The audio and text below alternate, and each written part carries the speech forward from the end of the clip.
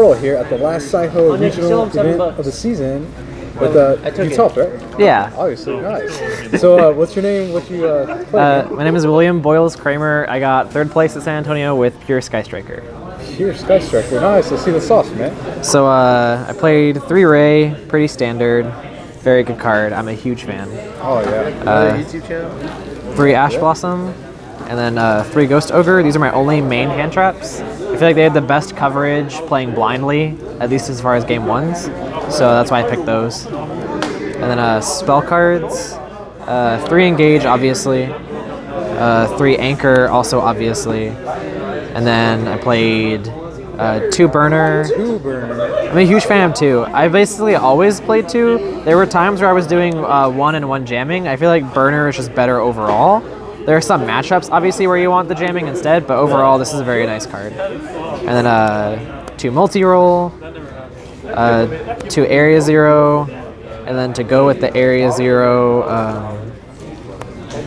2 Terraforming, just because I feel like it's really important to get to that Excavate 3. Yeah. And then also being able to send the field spell with Multi-Roll is very nice as well. So, and then we played 1 Shark Cannon, 1 Hornet Drones, and 1 Eagle Booster. I feel like these 3 are pretty solid.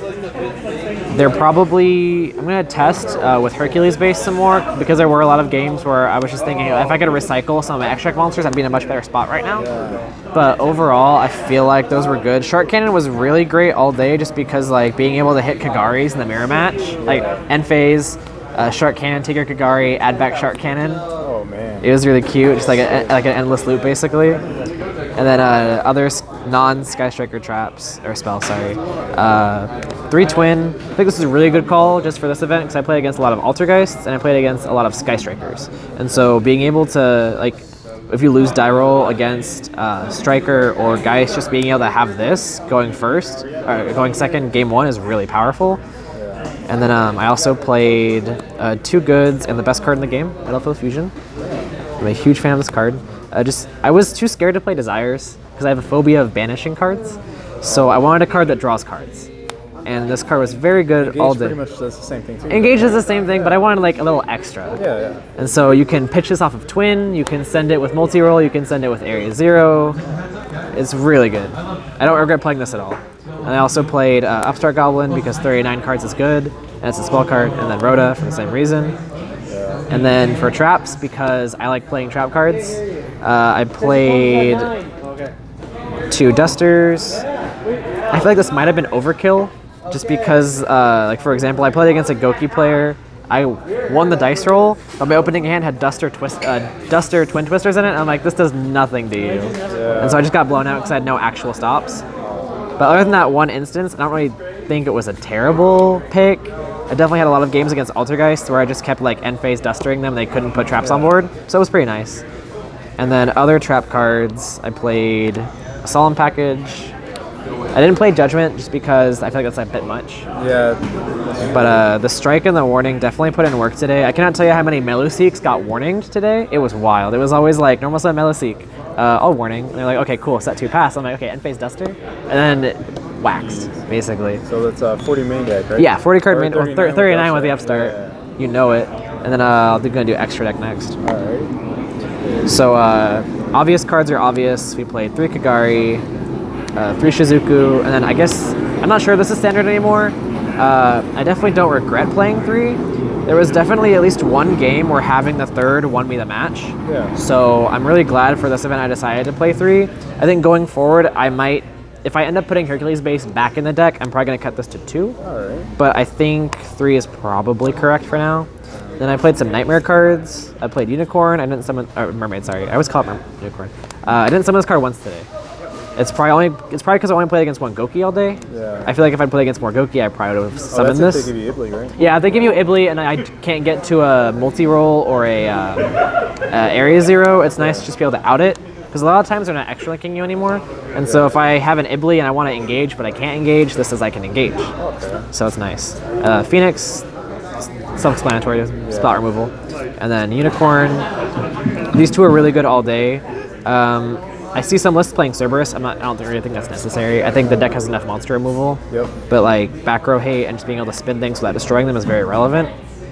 And then Topologic is the last monster I actually summoned out of the extra deck. This card was really good all day. Being able to make it with 2 effect monsters is like surprisingly relevant. Like if I make a Phoenix and I take their Phoenix or something, you can just make this. It's not like Bortle that requires 3 monsters, so it's pretty good. And having this with Hornet Drones or Shark Cannon is just really powerful, especially versus Goki. And then I played some Reaper targets. I played a Firewall Dragon and Isolde. Shoutouts to Avery Foster for letting me borrow the Isolde for the event. Okay. Basically, every event before this, I could never actually get my hands on an Isolde, so I was always just Reapering Firewall, getting Gumblar comboed and then losing anyway. Well, the reprint soon, so everyone will have one. Yeah. It's just because I never remember to pick one up, and then by the time I remember, I just don't have it. So I had the Isolde for today, and it was really good. I definitely won a match against a Goki player that I would not have won if I'd been Reapering Firewall. So the Isolde was insane. Going forward, the Firewall's probably not going to be in the extra anymore just because I feel like if I'm Reapering Isolde, I'm probably winning. I guess the Firewall is just there for decks that want to extra link without playing Isolde, which is those don't really exist right now. So this is probably getting cut for probably a Ningirsu or a Trisbana or maybe a Triple Burst Dragon or something like that. Okay. Overall, looks like the only change to the extra deck I would do. Very nice. And then side deck, Gamma Seal, this card was a mistake.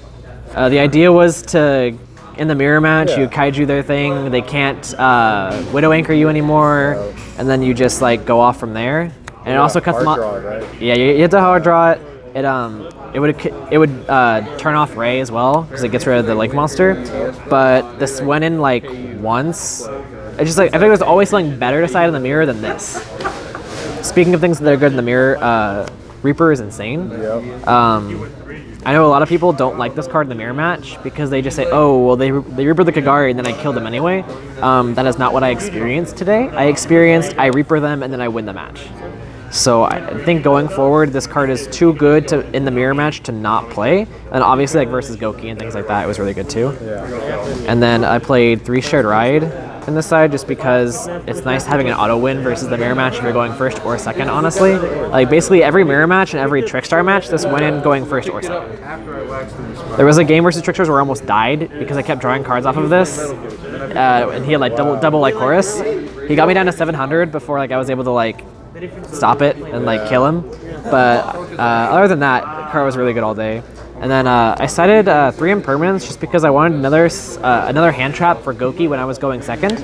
This should be Ghost Bell. I just couldn't find Ghost Spells for the event, and so I played Impermanence instead. I feel like they're half the price of that. Yeah, it's really weird that I have the expensive stuff, but I can't find the less expensive stuff. But hey, that's Yu-Gi-Oh, man. Honestly, but it was really good all day. It had more coverage than Bell. You could set it to out floodgates and things like that. Goes in a rivalry.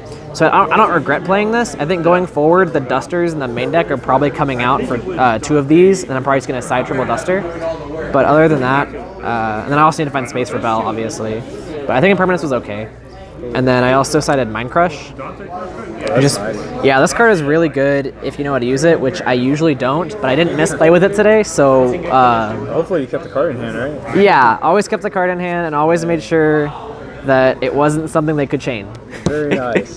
So, any shoutouts, man? Shoutouts to my boys, Aaron McInnes, Darian Crevier, James Lawson, and Nick Petzold from Austin. That's my main testing circle. And also shoutouts to just Austin in general. Really great place, really great friends. I love all of y'all. Shoutouts to Avery Foster, again, for letting me borrow the Isolde. And yeah, that's about it. Thanks. Well, congrats again. Bortle out.